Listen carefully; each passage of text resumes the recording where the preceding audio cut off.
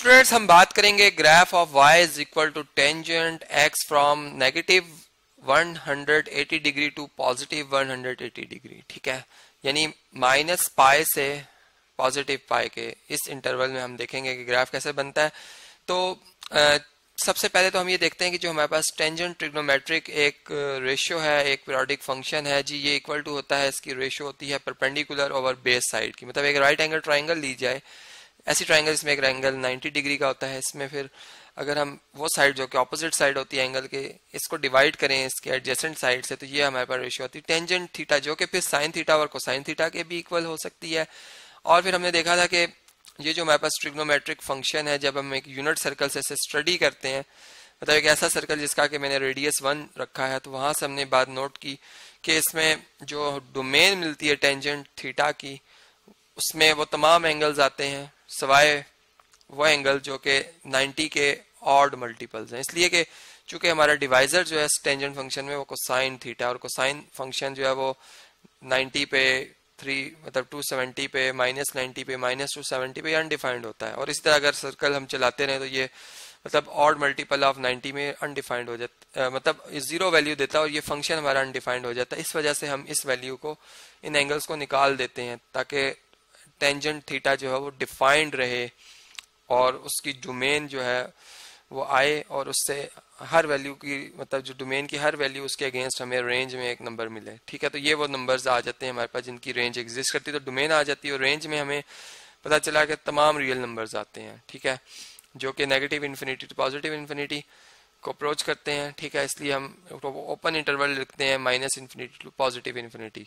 अब हम ग्राफ को जरा स्टडी कर लेते हैं कि इसका ग्राफ कैसे बन सकता है। देखें, ग्राफ के लिए मैंने दो म्यूचुअली परपेंडिकुलर लाइंस ड्रॉ की। जो हमारी एक्स एक्सिस है, हॉरिजॉन्टल लाइन है, ये रिप्रेजेंट कर रही है एंगल को जो कि रेडियंस में है। ठीक है, रियल नंबर्स की सेंस में, जो कि यहाँ से भी शो हो रहा है। और जो डोमेन है, मतलब जो कि डोमेन है हमारे पास वो रियल नंबर्स है, और जो रेंज है हमारे पास वो y है, y की वैल्यू है। तो यहाँ पर आप जैसे देख सकते हैं कि मैंने y की वैल्यूज यहाँ पर लिखी हुई है। मैं थोड़ी सी इन वैल्यूज को रीअरेंज करूंगा क्योंकि हमारे पास जो रेंज आएगी टेंजेंट फंक्शन की वो सेट ऑफ ऑल मतलब रियल नंबर्स आएगी, तो बहुत ज्यादा एलिमेंट्स आएंगे। ठीक है, इसलिए मैं यहाँ पर ये y एक्सिस को थोड़ा एक्सटेंड कर रहा हूँ और इसमें मैं बहुत ज्यादा वैल्यूज रखने जा रहा हूँ। ठीक है जी, फर्ज करें ये above the x axis y है और ये बिलो द एक्स एक्सिस ये y है। ठीक है जी, ये y प्राइम आ जाएगा और y इटसेल्फ किसके इक्वल है जी, y इटसेल्फ टेंजेंट फंक्शन के इक्वल है। ठीक है जी, अब देखें हमें जो बात मालूम हुई वो ये कि आपका जो टेंजेंट फंक्शन है, ठीक है, वो अगर हम यहाँ से देखें तो हमें इसकी वैल्यू मतलब अगर मैं 0 डिग्री के हवाले से बात कर रहा हूँ तो टेंजेंट 0 की वैल्यू क्या होगी। देखिए टेंजेंट थीटा इक्वल टू होता है, रेशियो है sine theta over cosine theta की। ठीक है जी, ये बात आप जानते हैं। अब साइन जहां पर यूनिट सर्कल में x stand for cos theta मतलब कोसाइन थीटा, और y stand for sine theta, ये ऑलरेडी मैं आपको कई दफा बता चुका हूँ। ठीक है, अब इससे आगे हम चल रहे हैं।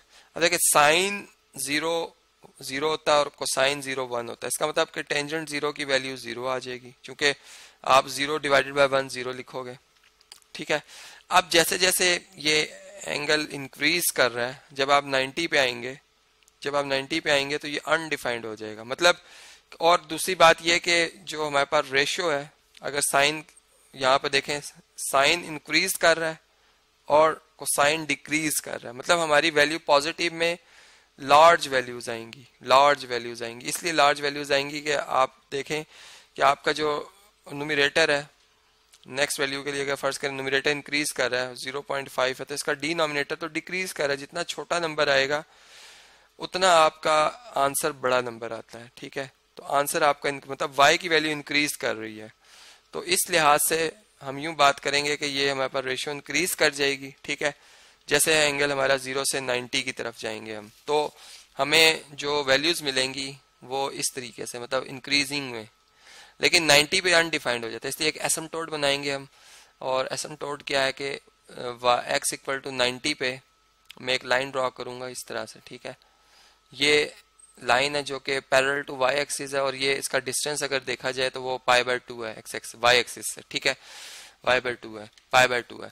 और जो हमारी वैल्यूज आ रही हैं वो इस तरह की हैं कि वो मतलब बहुत इंक्रीज कर रही हैं, बहुत इंक्रीज कर रही हैं, लेकिन वो टच नहीं करेंगी इस लाइन को, ठीक है। ये एसिम्पटोट कहलाएगा इसका। और इसी तरीके से मतलब 90 पे आके अनडिफाइंड हो जाती है, जो कि बहुत बड़ी वैल्यू, बहुत बड़ी वैल्यू, ठीक है। यानी फर्ज कर लें यहाँ पर y 100 है, यहाँ पर y 200 है, मैं आर्बिट्रेरी बात कर रहा हूँ, ठीक है। 300 है, बहुत ज़्यादा वैल्यूज हैं ये, 400 है या थाउजेंड्स में अगर हम ले लें, बहुत ज़्यादा इसमें इंक्रीज आएगा, ठीक है। तो इसका मतलब ये कि अगर हम जितना 90 के क्लोज आ जाएंगे उतनी बड़ी वैल्यू आएगी। यहाँ पर तो 1 बिलियन भी लिख दिया जाए तो वो भी कम है, बहुत बड़ी वैल्यू आएगी, ठीक है। तो y में हमें बस इंक्रीज नजर आ रहा है। और इसी तरीके से जब हम माइनस इन्फिनिटी की तरफ जाते हैं, सॉरी माइनस π/2 की तरफ जाते हैं, मतलब क्लॉक वाइज जब हम रोटेट करते हैं तो हमारा एंगल नेगेटिव होता है, ये बात हम जानते हैं। तो जब रोटेशन हमारी इधर मतलब पॉजिटिव टू नेगेटिव होगी, 0 टू नेगेटिव π/2 होगी, तो इसमें क्या होगा कि जो हमारा x है वो 0 को अप्रोच कर रहा है, ठीक है। देखिए 1 था, कोसाइन 1 था और साइन 0, मतलब यहाँ पर इनकी वैल्यू साइन टेंजेंट 0 की वैल्यू 0, लेकिन जब टेंजेंट -30 -45 -60 माइनस इस तरह से 90 की तरफ जा रहा होगा तो हमारा जो डिवाइजर है वो साइन फंक्शन वो 0 को अप्रोच कर रहा होगा और हमारी जो साइन की वैल्यू नेगेटिव होगी। मतलब हमारा आंसर माइनस में -1000, माइनस में 1 लाख, माइनस में 2 लाख, माइनस में 50 लाख, इस तरह के नंबर बहुत बड़े बड़े, मतलब जो कि नेगेटिव साइन के साथ होने की वजह से बहुत छोटे नंबर के लाएंगे वो आएंगे। इसका मतलब कि जैसे जैसे एंगल हमारा नेगेटिव π/2 की तो अप्रोच करेगा, हमारी जो y की वैल्यू वो नेगेटिव y एक्सिस में अपनी सबसे छोटी छोटी वैल्यू माइनस इन्फिनिटी को अप्रोच करेगी। तो यहाँ भी हम जब एसिम्पटोट बनाते हैं, एक ऐसी लाइन जो कि पैरेलल होगी और वो इस ग्राफ को टच नहीं करेगी, ठीक है, जो कि जिसका डिस्टेंस y एक्सिस से नेगेटिव π/2 होगा, ठीक है। तो ये हमारे पास वो वैल्यू आ रही है। यहाँ पर ग्राफ जो हमारा है वो कुछ इस तरह से मतलब टच नहीं करेगा और इस तरह से पैरेलल चलता रहेगा इस लाइन के। तो ये हमारे पास एक ग्राफ बनता है। और इसी तरह से अगर आपने आप π/2 से पाई के लिए इधर ग्राफ बनाना है और यहाँ से -π/2 से पाई के लिए, तो वो भी आप बना सकते हैं, जो आपके लिए एक असाइनमेंट है। तो आपने इस तरह से देखा कि हमारे पास जो टेंजेंट फंक्शन है उसमें जो वैल्यूज की वेरिएशन होती है और उसका ग्राफ किस शेप का बनता है, ठीक है।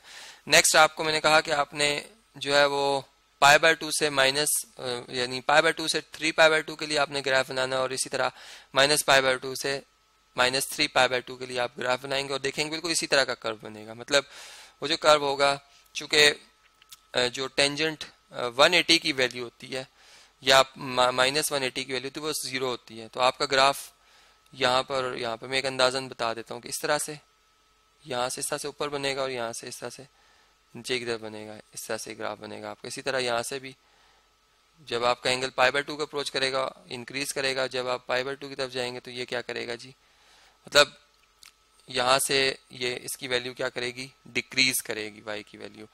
तो ये आप देख सकते हैं कि आपका ग्राफ जो है कुछ इस तरीके से बनता रहेगा और आप जो है वो जितने मर्जी एंगल्स के ऊपर इसको बनाना चाहें आप इसको बनाते रहेंगे, ठीक है जी। ये मैं एसिम्पटोट बना देता हूँ, यहाँ पर इसको सही करके बनाते हैं जी। ये लाइन हमारी स्ट्रेट नहीं आ रही है बल्कि ये दोबारा बनेगी इस तरह से, ठीक है, इस तरह से अबव द एक्स एक्सिस और इस तरह से ये बिलो द एक्स एक्सिस आएगी, ठीक है। इसी तरह ये अबव द एक्स एक्सिस आएगी इस तरह से और यहाँ से ये बिलो द एक्स एक्सिस आएगी। और इसको मैं थोड़ा सा ठीक कर लेता हूँ, यहाँ से ये वैल्यूज हमारी थोड़ी सी ग्राफ्स लाइन से बाहर आ रही थी, ये हमारी वैल्यूज इस तरह से इसके पैरेलल चलती रही। तो ये टेंजेंट फंक्शन का ग्राफ है। अब इससे नेक्स्ट लेक्चर में मैं आपको बताऊंगा कि टेंजेंट फंक्शन का ग्राफ हम कैसे बना सकते हैं और उसकी डोमेन और रेंज को कैसे स्टडी कर सकते हैं।